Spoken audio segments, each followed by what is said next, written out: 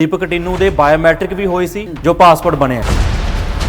दीपक टिन्नू ਦੇ ਜਿਹੜੇ ਪਾਸਪੋਰਟ ਨੇ ਉਹ ਪਾਸਪੋਰਟ ਦੇ ਉਸਦੇ ਨਾਮ ਸੀ ਜਿਹੜੇ ਉਹ ਬਦਲੇ ਹੋਏ ਸੀ, ਉਹ ਕਿਸੇ ਹੋਰ ਆਇਡੈਂਟੀਟੀ ਤੇ ਫਰਾਰ ਹੋਇਆ। ਲੌਰੈਂਸ ਬਿਸ਼ਨੋਈ ਨੂੰ ਪਤਾ ਸੀ ਕਿ ਜਿਹੜੀਆਂ ਉਹਦੀਆਂ ਸੱਜੀਆਂ ਖੱਬੀਆਂ ਬਾਹਾਂ ਨੇ ਉਹਨਾਂ ਨੂੰ ਕਿਸੇ ਹਿਸਾਬ ਨਾਲ ਵਿਦੇਸ਼ ਦੇ ਵਿੱਚ ਭੇਜਿਆ ਜਾਵੇ।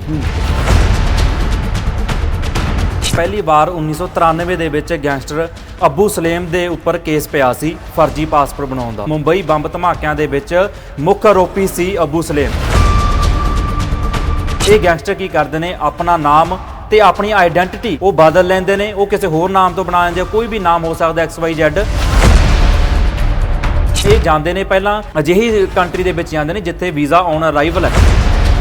ਤੇ ਵੱਡੇ ਗੈਂਗਸਟਰ ਨੇ ਉਹ ਕੀ ਕਰਦੇ ਨੇ, ਉਹ ਬਾਹਰਲੇ ਦੇਸ਼ਾਂ ਦੇ ਵਿੱਚ ਜਿਵੇਂ ਕੋਈ ਅਮਰੀਕਾ ਹੈ ਜਾਂ ਕੋਈ ਹੋਰ ਕੰਟਰੀ, ਆਸਟ੍ਰੇਲੀਆ, ਕੈਨੇਡਾ, ਉੱਥੇ ਜਿੱਥੇ ਆਪਾਂ ਦੇਖਦੇ ਹਾਂ ਕਿ ਇਨਵੈਸਟਮੈਂਟ ਦੇ ਥਰੂ ਆਪਾਂ ਨੂੰ ਪਾਸਪੋਰਟ ਮਿਲਦੇ ਉਹਨਾਂ ਦੇਸ਼ ਦੇ, ਤਾਂ ਇਹ ਕਈ ਵੱਡੇ ਗੈਂਗਸਟਰ ਨੇ ਜਿਹੜੇ ਉਹ ਇਸ ਲੈਵਲ ਤੱਕ ਵੀ ਜਾਂਦੇ ਨੇ ਕਿ ਉਹਨਾਂ ਦਾ ਪਾਸਪੋਰਟ ਤੁਸੀਂ ਬਾਏ ਕਰ। ਹਵਾਈ ਅੱਡਿਆਂ ਜਿਹੜੀ ਸਿਕਿਉਰਿਟੀ ਹੁੰਦੀ ਹੈ ਉਹ ਨਾ ਹੀ ਕਿਸੇ ਸਟੇਟ ਦੀ ਹੁੰਦੀ ਹੈ, ਉਹ ਸਾਰੀ ਜਿਹੜੀ ਹੈ ਸੈਂਟਰ ਅੰਡਰ ਆਉਂਦੀ ਹੈ। ਇਸ ਨੂੰ ਸੁਰੱਖਿਆ 'ਚ ਕੋਤਾਹੀ ਮੰਨਣਾ ਹੀ ਪਵੇਗਾ ਜੇ ਗੈਂਗਸਟਰ ਇਸ ਤਰੀਕੇ ਫਰਾਰ ਹੋ ਰਹੇ ਨੇ। दीपक टिन्नू ਦੀ ਗਰਲਫ੍ਰੈਂਡ ਗ੍ਰਿਫਤਾਰ ਹੁੰਦੀ ਹੈ ਤਾਂ ਪੈੜ ਹਾਲੇ ਤੱਕ दीपक टिन्नू ਦੀ ਕਿਉਂ ਨਹੀਂ ਹਾਸਲ ਹੋਈ। ਨੇ IB ਦੇ ਬੰਦੇ ਹੀ 에ਅਰਪੋਰਟਸ ਦੇ ਉੱਪਰ ਤੈਨਾਤ ਹੁੰਦੇ ਨੇ ਤੇ ਉਹੀ ਸਾਰੀ ਵੈਰੀਫਿਕੇਸ਼ਨ ਕਰਦੇ। ਪ੍ਰੋ ਪੰਜਾਬ ਟੀਵੀ ਦੇਖ ਰਹੇ ਹੋ ਤੁਸੀਂ, ਮੈਂ ਕਰਨ ਹਾਂਡਾ। ਲਗਾਤਾਰ ਚਰਚਾ ਛਿੜਦੀ ਹੈ ਕਿ ਮੂਸੇਵਾਲਾ ਕਤਲकांड ਤੋਂ ਬਾਅਦ ਪੰਜਾਬ ਦੇ ਵਿੱਚ ਗੈਂਗਸਟਰਵਾਦ ਦਾ ਸਾਇਆ, ਪੰਜਾਬ ਸੂਬੇ ਦੀ ਪੁਲਿਸ ਗੈਂਗਵਾਰ ਦੇ ਅਲਰਟ ਦੇ ਉੱਤੇ ਹੈ। ਪਰ ਮੂਸੇਵਾਲੇ ਦਾ ਇੱਕ ਕਾਤਲ ਜੇਲ੍ਹ 'ਚੋਂ ਫਰਾਰ ਹੁੰਦਾ ਹੈ। दीपक टिन्नू ਦੇ ਫਰਾਰ ਹੋਣ ਤੋਂ ਬਾਅਦ ਕਈ ਸਵਾਲਾਂ ਦਾ ਜਵਾਬ ਹਾਲੇ ਤੱਕ ਨਹੀਂ ਮਿਲਿਆ ਕਿ दीपक टिन्नू ਦੇਸ਼ ਤੋਂ ਭਗੌੜਾ ਹੋ ਚੁੱਕਿਆ। ਜੇ ਭਗੌੜਾ ਹੋਇਆ ਤਾਂ ਚਰਚਾਵਾਂ ਪਹਿਲਾਂ ਵੀ ਛਿੜਦੀਆਂ ਨੇ, ਗੋਲਡੀ ਬਰਾੜ ਵਰਗੇ, दीपक टिन्नू ਵਰਗੇ ਨਕਲੀ ਪਾਸਪੋਰਟ ਬਣਾ ਕੇ ਦੇਸ਼ ਤੋਂ ਭਗੌੜੇ ਕਿਵੇਂ ਹੋ ਸਕਦੇ ਨੇ। ਕਿ ਇੰਨਾ ਸੌਖਾ ਹੈ ਨਕਲੀ ਪਾਸਪੋਰਟ ਬਣਵਾਉਣਾ? ਕਿ ਭਾਰਤ ਸਰਕਾਰ ਦੀਆਂ ਅੱਖਾਂ 'ਚ ਧੂੜ ਪਾ ਕੇ ਇੱਕ ਕੈਦੀ ਵਾਸਤੇ, ਇੱਕ ਮੁਜਰਮ ਵਾਸਤੇ, ਗੈਂਗਸਟਰ ਵਾਸਤੇ ਦੇਸ਼ ਤੋਂ ਭਗੌੜਾ ਹੋਣਾ ਇੰਨਾ ਹੀ ਸੌਖਾ ਹੈ? आओ चर्चा करांगे। मेरे नाल मनदीप जोत मौजूद ने। तो मनदीप जोत, दीपक टिन्नू फरार हुंदा है, CIA प्रितपाल गिरफ्तार किया जाता है, चर्चावां छिड़दियां ने कि फरार होने तो बाद दीपक टिन्नू भगौड़ा होकर देश तो बाहर चला गया। नकली पासपोर्ट किवें बन जाता है जदों कोई बशिंदा पासपोर्ट लवा के, वीज़ा लवा के बाहर जाना चाहता है तो उसके पासपोर्ट की चैकिंग होंदी है, इन्नी वैरीफिकेशन होंदी है। पर ये गैंगस्टर ਇੰਨੇ ਸੌਖੇ ਤਰੀਕੇ ਪਾਸਪੋਰਟ ਬਣਵਾ ਲੈਂਦੇ ਨੇ। ਕੀ ਇਹਨਾਂ ਦਾ ਜ਼ਰੀਆ ਹੁੰਦਾ ਹੈ, ਕਿਸ ਤਰੀਕੇ ਨਕਲੀ ਪਾਸਪੋਰਟ ਬਣ ਜਾਂਦਾ? ਪਹਿਲੀ ਵਾਰ 1993 ਦੇ ਵਿੱਚ ਗੈਂਗਸਟਰ ਅੱਬੂ ਸਲੇਮ ਦੇ ਉੱਪਰ ਕੇਸ ਪਿਆ ਸੀ ਫਰਜ਼ੀ ਪਾਸਪੋਰਟ ਬਣਾਉਣ ਦਾ। ਤਾਂ ਉਦੋਂ ਤੇ ਮਾਮਲਾ ਜਿਹੜਾ ਨੈਕਸਸ ਇੰਨਾ ਵੱਡਾ ਹੈ ਕਿ ਇੱਥੇ ਪੰਜਾਬ ਨਹੀਂ, ਇੱਥੇ ਕੇਂਦਰ ਸਰਕਾਰ ਤੱਕ ਵੀ ਜਿਹੜਾ ਸੈਂਟਰ, ਕਿਉਂਕਿ ਦਿੱਲੀ ਤੋਂ ਹੀ ਪਾਸਪੋਰਟ ਬਣਦਾ ਮੇਨ ਤਾਂ, ਤੇ ਉੱਥੋਂ ਤੱਕ ਵੀ ਤਾਰਾਂ ਜਿਹੜੀਆਂ ਜੁੜੀਆਂ ਹੋਈਆਂ ਇਹਨਾਂ ਗੈਂਗਸਟਰਾਂ ਦੀਆਂ। ਕਿਉਂਕਿ 1993 ਦੇ ਵਿੱਚ ਅੱਬੂ ਸਲੇਮ ਦੇ ਉੱਪਰ 3 ਸਾਲ ਦੀ ਸਜ਼ਾ ਹੁੰਦੀ ਹੈ ਅੱਬੂ ਸਲੇਮ ਨੂੰ ਫਰਜ਼ੀ ਪਾਸਪੋਰਟ ਮਾਮਲੇ ਦੇ ਵਿੱਚ, ਕਿਉਂਕਿ ਮੁੰਬਈ ਬੰਬ ਧਮਾਕਿਆਂ ਦੇ ਵਿੱਚ ਮੁੱਖ ਆਰੋਪੀ ਸੀ ਅੱਬੂ ਸਲੇਮ। ਤਾਂ ਦੱਸਦੇ ਕਿ ਉਸ ਤੋਂ ਬਾਅਦ ਕੀ ਹੁੰਦਾ, दीपक टिन्नू ਜਿਹੜਾ ਹੁਣ ਫਰਜ਼ੀ ਪਾਸਪੋਰਟ ਬਣਾ ਕੇ ਕਹਿ ਰਹੇ ਨੇ ਕਿ ਫਰਾਰ ਹੋ ਗਿਆ। ਤਾਂ ਅਜਿਹਾ ਕਿਹਾ ਜਾ ਰਿਹਾ ਸੂਤਰਾਂ ਦੇ ਹਵਾਲੇ ਤੋਂ ਕਿ ਮੌਰੀਸ਼ੀਅਸ ਹੁੰਦਾ ਹੋਇਆ ਉਹ ਅਫਰੀਕਾ ਪਹੁੰਚ ਚੁੱਕਿਆ ਹੈ। ਤਾਂ ਫਰਜ਼ੀ ਪਾਸਪੋਰਟ ਦਾ ਜਿਹੜਾ ਕੰਮ ਹੈ ਇਹ ਸਾਰਾ ਕੋਈ ਅੱਜ ਹੀ ਨਹੀਂ ਹੋ ਗਿਆ।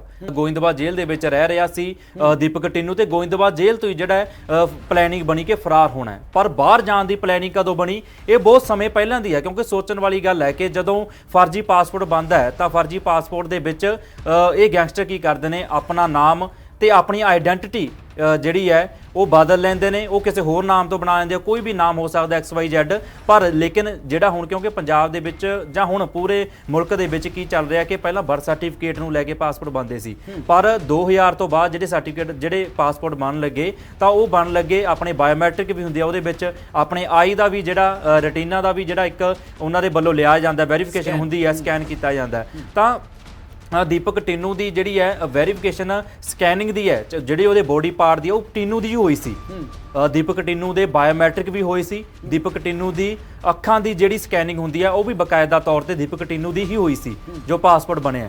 ਪਰ ਇਹ ਪਾਸਪੋਰਟ ਤਾਂ ਹੀ ਆਪਾਂ ਕਹਿ ਰਹੇ ਹਾਂ ਕਿ ਪਾਸਪੋਰਟ ਬਹੁਤ ਟਾਈਮ ਪਹਿਲਾਂ ਦਾ ਬਣਾ ਕੇ ਰੱਖਿਆ ਹੋਇਆ ਸੀ दीपक टिन्नू ਦੇ ਵੱਲੋਂ। ਜਦੋਂ ਇਹ ਬਾਹਰ ਹੁੰਦੇ ਨੇ ਗੈਂਗਸਟਰ, ਜਿਵੇਂ ਆਪਾਂ ਕਹਿ ਲਈਏ ਜ਼ਮਾਨਤ ਤੇ ਆਏ ਨੇ ਜਾਂ ਜਿਵੇਂ ਉਹ ਫਰਾਰ ਰਹਿ ਰਹੇ ਨੇ, ਫਰਾਰੀ ਕੱਟ ਰਹੇ ਨੇ ਕਿਸੇ ਹੋਰ ਜਗ੍ਹਾ ਤੇ, ਤਾਂ ਉਦੋਂ ਅਜਿਹੇ ਕੰਮ ਇਹ ਪਹਿਲਾਂ ਹੀ ਤਿਆਰ ਬਰ ਤਿਆਰ ਆਪਣੇ ਕਰਕੇ ਰੱਖਦੇ ਨੇ। ਤਾਂ ਉਸ ਤੋਂ ਬਾਅਦ ਜਿਹੜਾ ਫੇਕ ਪਾਸਪੋਰਟ ਹੁੰਦਾ ਹੈ, ਜਿਹੜਾ ਨਾਮ ਹੀ ਇਕੱਲਾ ਬਦਲਦੇ ਆ, ਨਾਮ ਕੋਈ ਵੀ ਹੋ ਸਕਦਾ ਹੈਗਾ। ਤਾਂ ਦੀਪਕ ਟਿੰਨੂ ਜਦੋਂ ਫਰਾਰ ਹੁੰਦਾ ਤਾਂ ਫਰਜ਼ੀ ਪਾਸਪੋਰਟ ਉਹਦਾ ਪਹਿਲਾਂ ਤੋਂ ਹੀ ਰੈਡੀ ਸੀ। ਤੇ ਜੇ ਗੱਲ ਕਰੀਏ ਆਪਾਂ ਕਿ ਵੀਜ਼ਾ ਵਗੈਰਾ ਉਹ ਕਿਵੇਂ ਮਿਲ ਜਾਂਦਾ, ਤਾਂ ਵੀਜ਼ਾ ਜਿਹੜਾ ਹੈ ਉਹ ਮਿਲਦਾ ਹੈ, ਇਹ ਜਾਂਦੇ ਨੇ ਪਹਿਲਾਂ ਅਜਿਹੀ ਕੰਟਰੀ ਦੇ ਵਿੱਚ ਜਾਂਦੇ ਨੇ ਜਿੱਥੇ ਵੀਜ਼ਾ ਔਨ ਅਰਾਈਵਲ ਹੈ। ਕਿਉਂਕਿ ਜੇ ਮੌਰੀਸ਼ੀਅਸ ਦੀ ਗੱਲ ਕਰੀਏ, ਕਿਹਾ ਜਾ ਰਿਹਾ ਕਿ ਮੌਰੀਸ਼ੀਅਸ ਗਿਆ ਸਭ ਤੋਂ ਪਹਿਲਾਂ ਦੀਪਕ ਟਿੰਨੂ, ਤਾਂ ਮੌਰੀਸ਼ੀਅਸ ਜਿਹੜਾ ਹੈ ਉਹਦੇ ਵਿੱਚ ਦਰਸ਼ਕਾਂ ਨੂੰ ਦੱਸੀ ਆਪਾਂ 50% ਤੋਂ ਵਧੇਰੇ ਜਿਹੜੀ ਆਬਾਦੀ ਆ ਉਹ ਇੰਡੀਅਨਸ ਲੋਕਾਂ ਦੀ ਹੈ। ਯੂਪੀ ਬਿਹਾਰ ਦੇ ਬਹੁਤ ਜਣੇ ਨੇ ਉੱਥੇ ਜਿਹੜੇ ਮੌਰੀਸ਼ੀਅਸ ਦੇ ਵਿੱਚ ਰਹਿ ਰਹੇ ਨੇ। ਤਾਂ ਮੌਰੀਸ਼ੀਅਸ ਨਾਲ ਸਾਡੇ ਵੈਸੇ ਹੀ ਫਰੈਂਡਲੀ ਰਿਲੇਸ਼ਨ ਨੇ।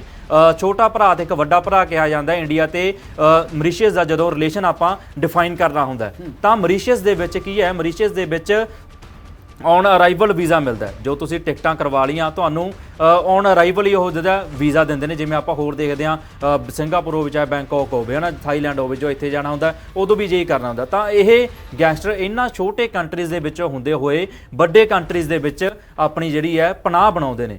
ਕਈ ਵਾਰ ਕੀ ਹੁੰਦਾ ਜਿਹੜੇ ਵੱਡੇ ਗੈਂਗਸਟਰ ਨੇ ਉਹ ਕੀ ਕਰਦੇ ਨੇ, ਉਹ ਬਾਹਰਲੇ ਦੇਸ਼ਾਂ ਦੇ ਵਿੱਚ ਜਿਵੇਂ ਕੋਈ ਅਮਰੀਕਾ ਹੈ ਜਾਂ ਕੋਈ ਹੋਰ ਕੰਟਰੀ, ਆਸਟ੍ਰੇਲੀਆ, ਕੈਨੇਡਾ, ਉੱਥੇ ਜਿੱਥੇ ਆਪਾਂ ਦੇਖਦੇ ਹਾਂ ਕਿ ਇਨਵੈਸਟਮੈਂਟ ਦੇ ਥਰੂ ਆਪਾਂ ਨੂੰ ਪਾਸਪੋਰਟ ਮਿਲਦੇ ਉਹਨਾਂ ਦੇਸ਼ ਦੇ। ਜੇ ਆਪਾਂ ਦੇਖੀਏ ਤਾਂ 3-4 ਕਰੋੜ ਦਾ ਪਾਸਪੋਰਟ ਮਿਲਦਾ ਜੇ ਤੁਸੀਂ ਅਮਰੀਕਾ ਦੇ ਵਿੱਚ ਇਨਵੈਸਟ ਕਰਦੇ ਹੋ। ਹਾਂ, ਉਹ ਜਿਹੜਾ ਆਪਣਾ ਕੁਝ ਪਾਲਿਸੀਜ਼ ਹਰੇਕ ਦੇਸ਼ ਦੀਆਂ ਆਪਣੀਆਂ ਨੇ। ਤਾਂ ਇਹ ਕਈ ਵੱਡੇ ਗੈਂਗਸਟਰ ਨੇ ਜਿਹੜੇ ਉਹ ਇਸ ਲੈਵਲ ਤੱਕ ਵੀ ਜਾਂਦੇ ਨੇ ਕਿ ਉਹਨਾਂ ਦਾ ਪਾਸਪੋਰਟ ਤੁਸੀਂ ਬਾਏ ਕਰ ਲਓ, ਕਿਉਂਕਿ ਇਹਨਾਂ ਨੇ ਕਿਹੜਾ ਪੈਸਾ ਕਮਾਉਣਾ ਹੈ, ਇਹਨਾਂ ਨੇ ਤਾਂ ਫਰੌਤੀਆਂ ਮੰਗਣੀਆਂ ਤੇ ਫਰੌਤੀ ਇਹਨਾਂ ਦਾ 4-5 ਕਰੋੜ ਇਹਨਾਂ ਵਾਸਤੇ ਬਹੁਤ ਘੱਟ ਹੈ। ਜੀ ਮਨਦੀਪ ਜੋ ਤਾਂ ਇੱਕ ਚਰਚਾ ਇਹ ਵੀ ਛਿੜੀ ਜਦੋਂ ਦੀਪਕ ਟਿੰਨੂ ਫਰਾਰ ਹੁੰਦਾ ਹੈ ਕਿ ਉਸ ਦੀ ਇੱਕ ਮਹਿਲਾ ਮਿੱਤਰ ਦਾ ਨਾਂ ਚਰਚਿਤ ਹੋਇਆ, ਜੋ ਕਿ ਗ੍ਰਿਫਤਾਰ ਹੁੰਦੀ ਹੈ। ਮੁੰਬਈ 에ਅਰਪੋਰਟ ਤੋਂ ਗ੍ਰਿਫਤਾਰ ਕੀਤੀ ਗਈ ਜਤਿੰਦਰ ਨਾਮਕ ਲੜਕੀ, ਜਿਸ ਨੂੰ ਕਿ ਮਹਿਲਾ ਮਿੱਤਰ ਦੱਸਿਆ ਗਿਆ, ਗਰਲਫ੍ਰੈਂਡ ਕਿਹਾ ਗਿਆ ਦੀਪਕ ਟਿੰਨੂ ਦੀ। ਪਰ ਦੀਪਕ ਟਿੰਨੂ ਦੀ ਗਰਲਫ੍ਰੈਂਡ ਫਰਾਰ ਹੋ ਜਾਂਦੀ ਹੈ। ਜਦੋਂ ਫਿਰ ਉਹ ਗ੍ਰਿਫਤਾਰ ਹੁੰਦੀ ਹੈ ਤਾਂ ਪੈੜ ਹਾਲੇ ਤੱਕ ਦੀਪਕ ਟਿੰਨੂ ਦੀ ਕਿਉਂ ਨਹੀਂ ਹਾਸਲ ਹੋਈ? ਦੀਪਕ ਟਿੰਨੂ ਵੱਖਰਾ ਕਿਉਂ ਭਗੌੜਾ ਹੋਇਆ, ਜਾਂ ਦੀਪਕ ਟਿੰਨੂ ਦੀ ਗਰਲਫ੍ਰੈਂਡ ਕਿਉਂ ਨਹੀਂ ਭਗੌੜੀ ਹੋ ਸਕੀ? ਉਸ ਦੇ ਫੇਕ ਪਾਸਪੋਰਟ ਨਹੀਂ ਸੀ। ਇਹੀ ਕਾਰਨ ਗੱਲ ਸਮਝਣ ਵਾਲੀ ਗੱਲ ਹੈ ਕਿ ਜਦੋਂ ਦੀਪਕ ਟਿੰਨੂ ਫਰਾਰ ਹੁੰਦਾ ਤਾਂ ਦੀਪਕ ਟਿੰਨੂ ਦੇ ਜਿਹੜੇ ਪਾਸਪੋਰਟ ਨੇ, ਉਹ ਪਾਸਪੋਰਟ ਦੇ ਉਸਦੇ ਨਾਮ ਸੀ ਜਿਹੜੇ ਉਹ ਬਦਲੇ ਹੋਏ ਸੀ, ਉਹ ਕਿਸੇ ਹੋਰ ਆਈਡੈਂਟੀਟੀ ਤੇ ਫਰਾਰ ਹੋਇਆ। ਤਾਂ ਆਪਾਂ ਇਹ ਕਹਿ ਸਕਦੇ ਹਾਂ ਸੌਖੇ ਸ਼ਬਦਾਂ 'ਚ ਕਿ ਦੀਪਕ ਟਿੰਨੂ ਤਾਂ ਇੱਥੇ ਹੀ ਹੈ, ਪਰ ਜੋ ਫਰਾਰ ਹੋਇਆ ਉਹ ਦੀਪਕ ਟਿੰਨੂ ਨਹੀਂ, ਉਹ ਨਾਮ ਕਿਉਂਕਿ ਹੋਰ ਬਦਲ ਕੇ ਗਿਆ ਹੈਗਾ। ਤੇ ਜਿਹੜੀ ਉਸ ਦੀ ਗਰਲਫ੍ਰੈਂਡ ਸੀ, ਤਾਂ ਕਿਹਾ ਜਾਂਦਾ ਕਿ ਲਹਿਰਾ ਗਾਗਾ ਹੁੰਦਾ ਹੋਇਆ ਹਰਿਆਣੇ ਪਹੁੰਚਦਾ ਦੀਪਕ ਟਿੰਨੂ, ਹਰਿਆਣੇ ਤੋਂ ਰਾਜਸਥਾਨ ਦੇ ਵਿੱਚ ਦਾਖਲ ਹੁੰਦਾ ਤੇ ਰਾਜਸਥਾਨ ਤੱਕ ਉਸ ਦੀ ਗਰਲਫ੍ਰੈਂਡ ਉਸਦੇ ਨਾਲ ਹੀ ਸੀ। ਤੇ ਮਾਲਦੀਵ ਦੀਆਂ ਜਿਹੜੀਆਂ ਟਿਕਟਾਂ ਕਰਾਈਆਂ ਹੋਈਆਂ ਸੀ ਤੇ ਦੀਪਕ ਟਿੰਨੂ ਨੇ ਇਹੀ ਲਾਰਾ ਲਾਇਆ ਸੀ ਆਪਣੀ ਗਰਲਫ੍ਰੈਂਡ ਨੂੰ ਕਿ ਆਪਾਂ ਮਾਲਦੀਵ ਇਕੱਠੇ ਹੋਣਾ। ਤੇ ਉਸ ਤੋਂ ਬਾਅਦ ਜਦੋਂ ਉਸ ਨੂੰ ਕਿਹਾ ਜਾਂਦਾ ਕਿ ਕੈਬ ਕਰਵਾ ਕੇ ਦਿੱਤੀ, ਤਾਂ ਕੈਬ ਜੇ ਆਪਾਂ ਦੇਖੀਏ ਉਸ ਦੇ ਨਾਲ ਜ਼ਰੂਰ ਕੋਈ ਨਾ ਕੋਈ ਸ਼ਖਸ ਗਿਆ ਹੋਣਾ, ਕਿਉਂਕਿ ਰਾਜਸਥਾਨ ਤੋਂ ਮੁੰਬਈ ਦਾ ਸਫ਼ਰ ਬਹੁਤ ਦੂਰ ਹੈ, ਬਹੁਤ ਦੂਰੀ ਹੈ। ਤੇ ਉਸ ਦੇ ਵਿੱਚ ਦੀਪਕ ਟਿੰਨੂ ਦੀ ਗਰਲਫ੍ਰੈਂਡ ਦੇ ਨਾਲ ਇੱਕ ਹੋਰ ਸ਼ਖਸ ਵੀ ਹੋ ਸਕਦਾ ਕੋਈ ਮੌਜੂਦ ਹੋਵੇ। ਤੇ ਉਹ ਜਿਹੜਾ ਹੈ ਦੀਪਕ ਟਿੰਨੂ ਦੀ ਗਰਲਫ੍ਰੈਂਡ ਉੱਥੇ ਪਹੁੰਚਦੀ ਹੈ। ਤੇ ਦੀਪਕ ਟਿੰਨੂ ਦੀ ਗਰਲਫ੍ਰੈਂਡ ਫੜੀ ਕਿਵੇਂ ਗਈ, ਇਹ ਇੱਕ ਦਿਲਚਸਪ ਗੱਲ ਹੈ ਕਿ ਲੁੱਕਆਊਟ ਸਰਕੂਲਰ ਦੇਖੋ ਜਾਰੀ ਕਰਤਾ ਪੰਜਾਬ ਸਰਕਾਰ ਨੇ। ਸੀਐਮ ਭਗਵੰਤ ਮਾਨ ਨੇ ਵਿਧਾਨ ਸਭਾ ਦੇ ਚੱਲਦੇ ਸੈਸ਼ਨ ਦੇ ਵਿੱਚ ਕਿਹਾ, ਹਾਲਾਂਕਿ ਵਿਰੋਧੀ ਵਾਕਆਊਟ ਕਰ ਚੁੱਕੇ ਸੀ, ਉਸ ਤੋਂ ਬਾਅਦ ਉਹਨੇ ਕਿਹਾ ਕਿ ਦੀਪਕ ਟਿੰਨੂ ਦੇ ਖਿਲਾਫ ਲੁੱਕਆਊਟ ਸਰਕੂਲਰ ਜਾਰੀ ਕਰ ਦਿੱਤਾ ਹੈ, ਸਾਰੇ ਹਦਾਇਤਾਂ ਦੇ ਦਿੱਤੀਆਂ ਹਵਾਈ ਅੱਡਿਆਂ ਨੂੰ, ਚਾਹੇ ਡੋਮੈਸਟਿਕ ਹੈ ਚਾਹੇ ਇੰਟਰਨੈਸ਼ਨਲ ਹੈ। ਪਰ ਜੇ ਗੱਲ ਕਰੀਏ ਆਪਾਂ, ਗੱਲ ਉੱਥੇ ਆ ਜਾਂਦੀ ਹੈ ਕਿ ਦੀਪਕ ਟਿੰਨੂ ਦੀ ਗਰਲਫ੍ਰੈਂਡ ਦਾ ਵੀ ਲੁੱਕਆਊਟ ਸਰਕੂਲਰ ਜਾਰੀ ਕੀਤਾ ਸੀ, ਉਹ ਤਾਂ ਹੀ ਫੜੀ ਗਈ ਹੈ ਕਿਉਂਕਿ ਉਸ ਦਾ ਨਾਮ ਉਹੀ ਸੀ, ਓਰੀਜਨਲ ਆਇਡੈਂਟੀ ਸੀ ਉਸਦੀ, ਲੁੱਕਆਊਟ ਸਰਕੂਲਰ 'ਚ ਵੀ ਉਸਦੀ ਓਰੀਜਨਲ ਆਇਡੈਂਟੀ ਸੀ ਤੇ ਉਹਦੀ ਪਾਸਪੋਰਟ ਦੇ ਵੀ ਓਰੀਜਨਲ ਸੀ, ਨੇਮ ਤਾਂ ਸੇਮ ਸੀ ਨਾ, ਉਹ ਨੇਮ ਸੇਮ ਹੋਣ ਕਰਕੇ ਉਹ ਫੜੀ ਗਈ। ਲੇਕਿਨ ਦੀਪਕ ਟਿੰਨੂ ਨੇ ਆਪਣਾ ਨਾਮ ਬਦਲ ਕੇ ਬਣਾਇਆ ਸੀ, ਉਹ ਤਾਂ ਜਿਹੜਾ ਫੜਿਆ ਨਹੀਂ ਗਿਆ। ਪਰ ਜੇ ਇੱਕ ਦੇਖਣ ਵਾਲੀ ਗੱਲ ਇੱਕ ਇਹ ਵੀ ਹੈ ਕਿ ਫੇਕ ਪਾਸਪੋਰਟ ਜਦੋਂ ਬਣਾਉਂਦੇ ਆ ਨਾ ਇਹ, ਤਾਂ ਇਹਨਾਂ ਦੇ ਦਿੱਲੀ ਤੋਂ ਦੇਖੋ ਐਂਡ ਤੇ ਜਿਹੜਾ ਦਿੱਲੀ ਤੋਂ ਹੀ ਬਣਦਾ ਪਾਸਪੋਰਟ, ਦਿੱਲੀ ਤੋਂ ਸਾਰੀ ਜਿਹੜੀ ਹੈ ਕਮਿਸ਼ਨ ਹੀ ਆਪਣਾ। ਇਹੀ ਮੇਰਾ ਸਵਾਲ ਸੀ ਕਿ ਜ਼ਿੰਮੇਵਾਰ ਫਿਰ ਇਸ ਕੋਤਾਹੀ ਵਾਸਤੇ, ਕਿਉਂਕਿ ਇਸ ਨੂੰ ਸੁਰੱਖਿਆ 'ਚ ਕੋਤਾਹੀ ਮੰਨਣਾ ਹੀ ਪਵੇਗਾ ਜੇ ਗੈਂਗਸਟਰ ਇਸ ਤਰੀਕੇ ਫਰਾਰ ਹੋ ਰਹੇ ਨੇ, ਭਗੌੜੇ ਹੋ ਰਹੇ ਨੇ ਦੇਸ਼ ਤੋਂ, ਤਾਂ ਜ਼ਿੰਮੇਵਾਰੀ ਕਿਸ ਦੀ? ਪੰਜਾਬ ਸਰਕਾਰ ਦੀ, ਜੇ ਪੰਜਾਬ ਦੇ ਕਿਸੇ 에ਅਰਪੋਰਟ ਤੋਂ ਬਾਹਰ ਗਿਆ, ਜਾਂ ਫਿਰ ਸਿੱਧੇ ਤੌਰ ਤੇ ਜਿਵੇਂ ਕਿ ਗੱਲ ਆਖ ਰਹੇ ਹੋ ਤੁਸੀਂ ਕਿ ਕੇਂਦਰ ਦੀ ਜ਼ਿੰਮੇਵਾਰੀ ਹੈ 에ਅਰਪੋਰਟ ਤੇ ਵੈਰੀਫਿਕੇਸ਼ਨ ਉਹ ਕਰਦੇ ਨੇ, ਤਾਂ ਕੇਂਦਰ ਹੀ ਜ਼ਿੰਮੇਵਾਰ ਹੈ ਫਿਰ ਇਹਨਾਂ ਗੈਂਗਸਟਰਾਂ ਦੇ ਭਗੌੜੇ ਹੋਣ ਵਾਸਤੇ? ਇਹੀ ਦੋ ਗੱਲਾਂ ਸਮਝਣ ਵਾਲੀਆਂ ਕਰਨ ਇਸ 'ਚ, ਕਿਉਂਕਿ ਪਹਿਲੀ ਗੱਲ ਇਹ ਹੈ ਕਿ ਕੇਂਦਰ ਦੇ ਜਦੋਂ ਜੇ ਆਪਾਂ ਦੇਖੀਏ ਹਵਾਈ ਅੱਡਿਆਂ ਜਿਹੜੀ ਸਿਕਿਉਰਿਟੀ ਹੁੰਦੀ ਹੈ ਉਹ ਨਾ ਹੀ ਕਿਸੇ ਸਟੇਟ ਦੀ ਹੁੰਦੀ ਹੈ, ਉਹ ਸਾਰੀ ਜਿਹੜੀ ਹੈ ਸੈਂਟਰ ਅੰਡਰ ਆਉਂਦੀ ਹੈ। CRPF ਆਪਾਂ ਦੇਖਦੇ ਹਾਂ ਉੱਥੇ ਲੱਗੀ ਹੁੰਦੀ ਹੈ, ਤੇ ਜਿਹੜੇ ਉੱਥੇ ਜਿਹੜੇ ਚੈੱਕਆਊਟ ਕਰਦੇ ਨੇ, ਚੈੱਕ ਇਨ ਕਰਦੇ ਨੇ, ਅਰਾਈਵਲ ਚਾਹੇ ਡਿਪਾਰਚਰ ਹੈ, ਕੁਝ ਵੀ ਜਿਹੜੀ ਐਦਾਂ ਦੀ ਵੈਰੀਫਿਕੇਸ਼ਨ ਉੱਥੇ ਮੌਕੇ ਤੇ ਕੀਤੀ ਜਾਂਦੀ ਤਾਂ ਉਹ ਮੌਕੇ ਤੇ ਜਿਹੜੇ ਸਾਰੇ ਸਿਕਿਉਰਿਟੀ ਹੈ, ਜਿਹੜੇ ਵੀ ਅਫਸਰ ਨੇ, ਜਿਹੜੇ ਵੀ ਉੱਚ ਅਧਿਕਾਰੀ ਨੇ, ਉਹ ਕੇਂਦਰ ਦੇ ਹੁੰਦੇ ਨੇ, ਆਈਬੀ ਦੇ ਹੁੰਦੇ ਨੇ, ਉਹ ਇੰਟੈਲੀਜੈਂਸ ਬਿਊਰੋ ਦੇ, ਉਹ ਆਈਬੀ ਦੇ ਹੁੰਦੇ ਨੇ। ਆਈਬੀ ਦੇ ਬੰਦੇ ਹੀ 에ਅਰਪੋਰਟਸ ਦੇ ਉੱਪਰ ਤੈਨਾਤ ਹੁੰਦੇ ਨੇ ਤੇ ਉਹੀ ਸਾਰੀ ਵੈਰੀਫਿਕੇਸ਼ਨ ਕਰਦੇ ਨੇ। ਦੂਜੀ ਗੱਲ ਇਹ ਹੈ ਕਿ ਦੀਪਕ ਟਿੰਨੂ ਜੇ ਫਰਾਰ ਹੋ ਗਿਆ ਤਾਂ ਫਿਰ ਸਟੇਟ 'ਚ ਤਾਂ ਚਲੋ ਠੀਕ ਹੈ, ਪੰਜਾਬ ਸਰਕਾਰ ਤਾਂ ਹੈ ਹੀ ਜ਼ਿੰਮੇਵਾਰ, ਪੰਜਾਬ ਪੁਲਿਸ ਹੈ ਹੀ ਜ਼ਿੰਮੇਦਾਰ, ਤੇ ਪੰਜਾਬ ਪੁਲਿਸ ਦਾ ਉਹ ਅਧਿਕਾਰੀ ਸੀਆਈਏ ਸਟਾਫ ਦਾ ਜਿਸ ਨੂੰ ਬਰਖਾਸਤ ਕਰ ਦਿੱਤਾ ਗਿਆ ਪ੍ਰਿਤਪਾਲ, ਉਸਨੇ ਤਾਂ ਕੋਈ ਕਸਰ ਹੀ ਨਹੀਂ ਛੱਡੀ ਉਸ ਨੂੰ ਭਜਾਉਣ 'ਚ। ਲੇਕਿਨ ਗੱਲ ਇਹ ਹੈ ਕਿ ਜਦੋਂ ਪੰਜਾਬ ਸਟੇਟ 'ਚੋਂ ਫਰਾਰ ਹੋ ਗਿਆ ਤੇ ਲੁੱਕਆਊਟ ਸਰਕੂਲਰ ਜਾਰੀ ਕਰਤਾ ਤਾਂ ਉਸ ਤੋਂ ਬਾਅਦ ਸਾਰੀ ਚੈਕਿੰਗ ਜਿਹੜੀ ਹੈ 에ਅਰਪੋਰਟਸ ਦੇ ਉੱਪਰ ਜਿੱਥੋਂ ਵੀ ਗਿਆ ਉਹ ਆਪਾਂ ਨੂੰ ਨਹੀਂ ਪਤਾ ਕਿ ਉਹ ਕਿਹੜੇ 에ਅਰਪੋਰਟ ਦੇ ਵਿੱਚ ਦੀ ਗਿਆ, ਦਿੱਲੀ ਤੋਂ ਗਿਆ ਜਾਂ ਕਿਤੇ ਹੋਰ ਸਟੇਟ ਤੋਂ ਗਿਆ, ਪਰ ਜੇ ਉਹ ਗਿਆ, ਜੇ ਉਹ ਕਿਸੇ ਹੋਰ 에ਅਰਪੋਰਟ ਤੋਂ ਵੀ ਗਿਆ, ਉੱਥੇ ਵੀ ਜਿਹੜੀ ਹੈ ਸਾਰੀ ਸਿਕਿਉਰਿਟੀ ਕੇਂਦਰ ਦੀ ਸੀ, ਕੇਂਦਰ ਦੇ ਹੀ ਜਿਹੜੇ ਆ ਆਈਬੀ ਦੇ ਹੀ ਉੱਥੇ ਸਿਕਿਉਰਿਟੀ ਹੁੰਦੀ ਹੈ 에ਅਰਪੋਰਟਸ ਦੇ ਉੱਪਰ, ਤੇ ਉਹਨਾਂ ਨੇ ਵੈਰੀਫਾਈ ਕਰਨਾ ਹੁੰਦਾ ਬੰਦਾ ਕਿ ਇਹ ਉਹੀ ਹੈ, ਤੇ ਉਹਨਾਂ ਨੇ ਵੈਰੀਫਾਈ ਕੀਤਾ। ਤੇ ਕਿਉਂਕਿ ਦੀਪਕ ਟਿੰਨੂ ਨੇ ਆਪਣੀ ਤਾਂ ਆਈਡੈਂਟੀ ਚੇਂਜ ਕਰ ਲਈ ਸੀ, ਲੇਕਿਨ ਉਸਦੇ ਜਿਹੜੀ ਸਕੈਨਿੰਗ ਆਪਾਂ ਪਹਿਲਾਂ ਵੀ ਦੱਸਿਆ ਕਿ ਅੱਖਾਂ ਦੀ ਤੇ ਨਾਲ ਜਿਹੜੇ ਫਿੰਗਰਪ੍ਰਿੰਟਸ ਲਾ ਦੇ ਆਪਣੇ ਬਾਇਓਮੈਟ੍ਰਿਕ, ਉਹ ਤਾਂ ਦੀਪਕ ਟਿੰਨੂ ਦੇ ਆਪਦੇ ਹੀ ਸੀਗੇ, ਤੇ ਉਹ ਫਿਰ ਉੱਥੋਂ ਆਸਾਨੀ ਦੇ ਨਾਲ ਨਿਕਲ ਗਿਆ। ਤਾਂ ਕੇਂਦਰ ਵੀ ਬਰਾਬਰ ਹੀ ਜ਼ਿੰਮੇਵਾਰ ਹੈ। ਤਾਂ ਉਸ ਤੋਂ ਬਾਅਦ ਜੇ ਗੱਲ ਕਰੀਏ ਆਪਾਂ, ਦੂਜਾ ਪੁਆਇੰਟ ਇਹ ਵੀ ਆਉਂਦਾ ਕਿ ਦੀਪਕ ਟਿੰਨੂ ਵਰਗੇ ਜਿਹੜੇ ਗੈਂਗਸਟਰ ਨੇ ਜਾਂ ਵੱਡੇ ਗੈਂਗਸਟਰ ਨੇ ਜਿੰਨੇ ਸਾਰੇ, ਇਹਨਾਂ ਨੇ ਕਿਵੇਂ ਆਪਣਾ ਨੈਕਸਸ ਵਿਛਾਇਆ ਹੋਇਆ। ਤੁਸੀਂ ਦੇਖੋ ਕਿ ਕਿਹਾ ਜਾਂਦਾ ਕਿ ਦਿੱਲੀ ਦੇ ਵਿੱਚ ਇਹਨਾਂ ਦੇ ਬੰਦੇ ਬੈਠੇ ਨੇ, ਪਾਸਪੋਰਟ ਆਫਿਸ ਦੇ ਵਿੱਚ ਵੀ ਹੈ ਇਹਨਾਂ ਦੇ ਬੰਦੇ ਬੈਠੇ ਨੇ, ਇਹ ਵੱਡੀਆਂ ਫਰੋਤੀਆਂ ਚੜਾਉਂਦੇ ਨੇ ਉੱਥੇ, ਵੱਡੇ ਜਿਹੜੇ ਉਹਨਾਂ ਨੂੰ ਰੁਪਏ ਦਿੱਤੇ ਜਾਂਦੇ ਨੇ। ਇੱਥੇ ਮੈਂ ਸਵਾਲ ਲੈਣਾ ਚਾਹਾਂਗਾ, ਲਾਰੈਂਸ ਬਿਸ਼ਨੋਈ ਗੈਂਗ ਜਾਂ ਜਿਹੜੇ ਗੋਲਡੀ ਬਰਾੜ, ਦੀਪਕ ਟਿੰਨੂ ਵਰਗੇ ਜਿਹੜੇ ਗੈਂਗਸਟਰ ਨੇ, ਇਹਨਾਂ ਦਾ ਨਾਤਾ ਹੁੰਦਾ, ਜਿਵੇਂ ਤੁਸੀਂ ਕਿਹਾ ਕਿ ਇਹਨਾਂ ਦੇ ਸੋਰਸਿਸ ਹੁੰਦੇ ਨੇ, ਇਹਨਾਂ ਦੇ ਬੰਦੇ ਬੈਠੇ ਨੇ ਦਫ਼ਤਰਾਂ ਦੇ ਵਿੱਚ, ਤਾਂ ਕੀ ਇਹ ਮੰਨ ਸਕਦੇ ਆ ਹੁਣ ਕਿ ਦੀਪਕ ਟਿੰਨੂ ਨੂੰ ਫਰਾਰ ਕਰਾਉਣ ਦੇ ਵਿੱਚ ਸਿੱਧੇ ਤੌਰ ਤੇ ਲਾਰੈਂਸ ਬਿਸ਼ਨੋਈ ਗੈਂਗ ਜੁੜਿਆ ਹੋ ਸਕਦਾ ਹੈ? ਹਾਂ ਬਿਲਕੁਲ, ਕਿਉਂਕਿ ਦੇਖੋ ਲਾਰੈਂਸ ਬਿਸ਼ਨੋਈ ਨੂੰ ਪਤਾ ਸੀ ਕਿ ਜਿਹੜੀਆਂ ਉਹਦੀਆਂ ਸੱਜੀਆਂ ਖੱਬੀਆਂ ਬਾਹਾਂ ਨੇ ਉਹਨਾਂ ਨੂੰ ਕਿਸੇ ਹਿਸਾਬ ਨਾਲ ਵਿਦੇਸ਼ ਦੇ ਵਿੱਚ ਭੇਜਿਆ ਜਾਵੇ। ਉਹਨਾਂ ਨੇ ਪਹਿਲਾਂ ਸਾਜਨ ਥਾਪਰ ਨੂੰ ਭੇਜਿਆ ਜੋ ਕਿ ਉਸਦਾ ਭਾਣਜਾ ਹੈ, ਅਨਮੋਲ ਬਿਸ਼ਨੋਈ ਭੱਜਿਆ, ਅਨਮੋਲ ਬਿਸ਼ਨੋਈ ਉਸਦਾ ਭਰਾ, ਤੇ ਹੁਣ ਦੀਪਕ ਟਿੰਨੂ ਬੇਹੱਦ ਸ਼ਾਤਰ ਤੇ ਖਤਰਨਾਕ ਗੈਂਗਸਟਰ ਹੈ। ਤੇ ਸੰਪਤ ਨਹਿਰਾ ਹੋਇਆ ਤੇ ਦੀਪਕ ਟਿੰਨੂ ਹੋਇਆ ਤੇ ਲਾਰੈਂਸ ਬਿਸ਼ਨੋਈ, ਇਹ ਤਿੰਨੋਂ ਇਨੀਸ਼ੀਅਲੀ ਸਟੇਜ ਦੇ ਦੋਸਤ ਨੇ। ਜਦੋਂ ਇਹ ਇਨੀਸ਼ੀਅਲੀ ਇੱਕ ਦੂਜੇ ਨੂੰ ਮਿਲਦੇ ਆ ਜੇਲ੍ਹ ਦੇ ਵਿੱਚ, ਅਪਰਾਧ ਦੀ ਦੁਨੀਆ ਦੇ ਵਿੱਚ ਜਿਹੜੇ ਪਹਿਲੇ ਦੋਸਤ ਬਣਦੇ ਨੇ ਲਾਰੈਂਸ ਦੇ, ਉਹ ਦੀਪਕ ਟਿੰਨੂ ਹੋਇਆ ਤੇ ਸੰਪਤ ਨਹਿਰਾ, ਇਹ ਵੀ ਉਹਨਾਂ ਦੇ ਵਿੱਚੋਂ ਸੀ।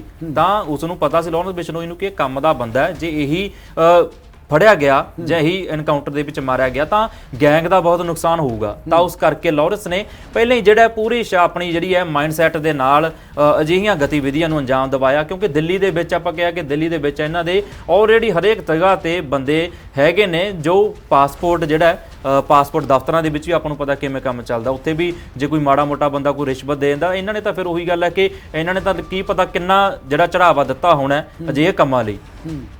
ਕਿਉਂਕਿ ਜਦੋਂ ਅੱਬੂ ਸਲੇਮ ਫੜਿਆ ਜਾਂਦਾ ਤਾਂ ਉਸ ਤੋਂ ਬਾਅਦ ਵੀ ਇਹ ਨੈਕਸਸ ਦਾ ਪਰਦਾਫਾਸ਼ ਕਰਨ ਦੇ ਲਈ ਜਾਂਚ ਏਜੰਸੀਆਂ ਸ਼ੁਰੂਆਤ ਕਰਦੀਆਂ, ਪਰ ਉਹ ਜਿਹੜਾ ਉਹੀ ਗੱਲ ਹੈ ਕਿ ਬਾਅਦ ਦੇ ਵਿੱਚ ਕੋਈ ਹੱਲ ਜਿਹੜਾ ਇਸ ਦਾ ਨਹੀਂ ਨਿਕਲਦਾ। ਤਾਂ ਦਫ਼ਤਰਾਂ ਦੇ ਵਿੱਚ ਇਹਨਾਂ ਦੇ ਸੋਰਸਿਸ ਦੇ ਜ਼ਰੀਏ ਇਹ ਆਪਣਾ ਕੰਮ ਕਢਾਉਂਦੇ ਨੇ, ਨਕਲੀ ਪਾਸਪੋਰਟ ਬਣਦੇ ਨੇ, ਆਇਡੈਂਟੀਟੀ ਚੇਂਜ ਕੀਤੀ ਜਾਂਦੀ ਹੈ, ਦੇਸ਼ ਤੋਂ ਭਗੌੜੇ ਹੋ ਜਾਂਦੇ ਨੇ। ਪਰ ਜਿਹੜੇ ਸ਼ਖਸ ਦੇਸ਼ ਦੇ ਵਿੱਚ ਨੇ ਉਹਨਾਂ ਦੀ ਗ੍ਰਿਫਤ ਵਾਸਤੇ ਪੁਲਿਸ ਇਸ ਵੇਲੇ ਕੀ ਕਰ ਰਹੀ ਹੈ? ਇਸ ਮਾਮਲੇ ਦੇ ਵਿੱਚ ਦੀਪਕ ਟਿੰਨੂ ਫਰਾਰੀ ਮਾਮਲੇ ਦੇ ਵਿੱਚ ਹੁਣ ਕਿਹਨਾਂ ਦੀ ਤਲਾਸ਼ ਹੋ ਰਹੀ ਹੈ? ਦੀਪਕ ਟਿੰਨੂ ਦੀ ਤਲਾਸ਼ ਬਾਰੇ ਕੀ ਕੋਈ ਪੈੜ ਉਸ ਦੀ ਨਿਕਲੀ ਹੈ ਜਾਂ ਉਸਦੇ ਕਿਸੇ ਸਾਥੀਆਂ ਦੀ ਪੈੜ ਨਿਕਲੀ ਹੈ? ਦੇਖੋ ਕਰਨ, ਹੁਣ ਪੰਜਾਬ ਪੁਲਿਸ ਨੂੰ ਜਿਹੜੀ ਹੈ ਲੀਡਸ ਮਿਲੀਆਂ ਨੇ, ਗਰਲਫ੍ਰੈਂਡ ਨੂੰ ਗ੍ਰਿਫਤਾਰ ਕੀਤਾ, ਉਸ ਤੋਂ ਬਾਅਦ ਉਹਨੇ ਖੁਲਾਸੇ ਕੀਤੇ, ਫਿਰ 3 ਕੁਲਦੀਪ, ਰਜਿੰਦਰ ਤੇ ਰਾਜਵੀਰ ਜਿਨ੍ਹਾਂ ਨੇ ਮਦਦ ਕੀਤੀ ਉਹਨਾਂ ਨੂੰ ਵੀ ਗ੍ਰਿਫਤਾਰ ਕੀਤਾ, ਉਹ ਵੀ ਕੁਛ ਨਾ ਕੁਛ ਪੁਲਿਸ ਨੂੰ ਦੱਸ ਰਹੇ ਨੇ। ਤੇ ਹੁਣ ਪੁਲਿਸ ਭਾਲ ਕਰ ਰਹੀ ਹੈ ਚਿਰਾਗ ਤੇ ਬਿੱਟੂ, ਇਹ ਦੋ ਜਿਹੜੇ ਸ਼ਖਸ ਨੇ ਇਹ ਸਕੇ ਭਰਾ ਨੇ ਦੀਪਕ ਟਿੰਨੂ ਦੇ। ਤੇ ਦੀਪਕ ਟਿੰਨੂ ਨੇ ਦੇਖੋ ਜਦੋਂ ਭੱਜਣਾ ਸੀ ਤਾਂ ਉਸਨੇ ਪੂਰਾ ਪਲੈਨਿੰਗ ਕੀਤੀ ਕਿ 2 ਭਰਾ ਉਸਦੇ ਸਕੇ ਭਰਾ ਉਹਨਾਂ ਨੂੰ ਨਾਲ ਰੱਖਿਆ ਕਿ ਕੋਈ ਹੋਰ ਤਾਂ ਚਾਹੇ ਭਾਜੇ, ਕੋਈ ਹੋਰ ਜਿਹੜਾ ਮਦਦਗਾਰ ਉਹ ਇੱਧਰ ਉੱਧਰ ਹੋ ਜੇ, ਚਾਹੇ ਪੁਲਿਸ ਮਗਰ ਵੀ ਪੈਂਦੀ ਹੈ, ਪੁਲਿਸ ਐਨਕਾਊਂਟਰ ਵਾਲੀ ਸਥਿਤੀ ਵੀ ਬਣਦੀ ਹੈ, ਤਾਂ ਉਸਨੂੰ ਪਤਾ ਸੀ ਕਿ ਇਹ 2 ਜਿਹੜੇ ਨੇ ਮੇਰੇ ਭਰਾ ਨੇ ਸਕੇ ਤੇ ਇਹਨਾਂ ਨੂੰ ਤਾਂ ਜਿਹੜਾ ਪੂਰਾ ਇਹ ਮੇਰੀ ਹਿਫਾਜ਼ਤ ਕਰਨਗੇ। ਤਾਂ ਉਸਨੇ ਚਿਰਾਗ ਤੇ ਬਿੱਟੂ ਨੂੰ ਜਿਹੜਾ ਨਾਲ ਸੀ ਉਹ ਵੀ ਨਾਲ ਸੀ ਬਿਲਕੁਲ ਜਦੋਂ ਦੀਪਕ ਟਿੰਨੂ ਫਰਾਰ ਹੋਇਆ। ਤਾਂ ਹੁਣ ਪੰਜਾਬ ਪੁਲਿਸ ਲਗਾਤਾਰ ਇਹ ਦੀਪਕ ਟਿੰਨੂ ਦੇ 2 ਭਰਾ ਚਿਰਾਗ ਤੇ ਬਿੱਟੂ ਕਿਹਾ ਜਾ ਰਿਹਾ ਕਿ ਸਾਡੇ ਜੋ ਸੋਰਸ ਕਹਿ ਰਹੇ ਨੇ ਕਿ ਹੋ ਸਕਦਾ 1-2 ਦਿਨਾਂ ਦੇ ਵਿੱਚ ਉਹਨਾਂ ਦੀ ਗ੍ਰਿਫਤਾਰੀ ਹੋ ਸਕਦੀ ਹੈ, ਕਿਉਂਕਿ ਪੁਲਿਸ ਦੇ ਕੋਲ ਉਹਨਾਂ ਬਾਬਤ ਵੀ ਇੱਕ ਵੱਡੀ ਲੀਡ ਜਿਹੜੀ ਹੈ ਉਹ ਮਿਲੀ ਹੈ। ਤਾਂ ਫੇਕ ਪਾਸਪੋਰਟ ਦੇ ਤਾਂ ਮੂਸੇਵਾਲਾ ਕਤਲकांड ਤੋਂ ਬਾਅਦ ਇਹ ਗੱਲ ਸਪਸ਼ਟ ਹੋ ਜਾਂਦੀ ਹੈ ਕਿ ਪੰਜਾਬ ਗੈਂਗਸਟਰਵਾਦ ਤੋਂ ਪੀੜਤ ਹੈ, ਪੰਜਾਬ ਉੱਤੇ, ਪੰਜਾਬ ਦੀ ਨੌਜਵਾਨੀ ਉੱਤੇ ਗੈਂਗਸਟਰਵਾਦ ਦਾ ਸਾਇਆ ਹੈ। ਪਰ ਫਿਰ ਵੀ ਲਗਾਤਾਰ ਵਾਰਦਾਤਾਂ ਹੋ ਰਹੀਆਂ ਨੇ, ਜੇਲ੍ਹਾਂ ਦੇ ਵਿੱਚੋਂ ਹਿਰਾਸਤ ਦੇ ਵਿੱਚੋਂ ਗੈਂਗਸਟਰ ਫਰਾਰ ਹੋ ਰਹੇ ਨੇ। ਖਦਸ਼ੇ ਨੇ ਕਿ ਦੇਸ਼ ਤੋਂ ਭਗੌੜੇ ਵੀ ਹੋ ਰਹੇ ਨੇ। ਫੇਕ ਪਾਸਪੋਰਟ ਕਿਵੇਂ ਬਣਦੇ ਨੇ, ਕਿਵੇਂ ਇਹ ਗੈਂਗਸਟਰ ਪੈਸੇ ਦਾ, ਤਾਕਤ ਦਾ ਇਸਤੇਮਾਲ ਕਰਕੇ ਦੇਸ਼ ਤੋਂ ਭਗੌੜੇ ਹੋ ਜਾਂਦੇ ਨੇ। ਸਰਕਾਰ ਦੀ, ਭਾਰਤ ਸਰਕਾਰ ਦੀਆਂ ਅੱਖਾਂ ਦੇ ਵਿੱਚ ਘੱਟਾ ਪਾ ਕੇ ਭਗੌੜੇ ਹੁੰਦੇ ਨੇ। ਇਹ ਜਾਣਕਾਰੀ ਤੁਹਾਡੇ ਨਾਲ ਅਸੀਂ ਸਾਂਝੀ ਕੀਤੀ ਹੈ। ਪਰ ਦੀਪਕ ਟੀਨੂ ਦੇ ਮਾਮਲੇ ਦੇ ਨਾਲ ਜੁੜੀ, ਮੂਸੇਵਾਲਾ ਕਤਲकांड ਦੇ ਨਾਲ ਜੁੜੀ ਹਰ ਅਪਡੇਟ ਲੈ ਕੇ ਤੁਹਾਡੇ ਤਾਈਂ ਹਾਜ਼ਰ ਹੁੰਦੇ ਰਵਾਂਗੇ। ਅਜਿਹੀ ਹੋਰ ਪੇਸ਼ਕਸ਼ ਲੈ ਕੇ ਵੀ ਹਾਜ਼ਰ ਹੋਵਾਂਗੇ। ਤਦ ਤੱਕ ਦੇ ਲਈ ਦੇਖਦੇ ਰਹੋ ਪ੍ਰੋ ਪੰਜਾਬ ਟੀਵੀ। ਧੰਨਵਾਦ।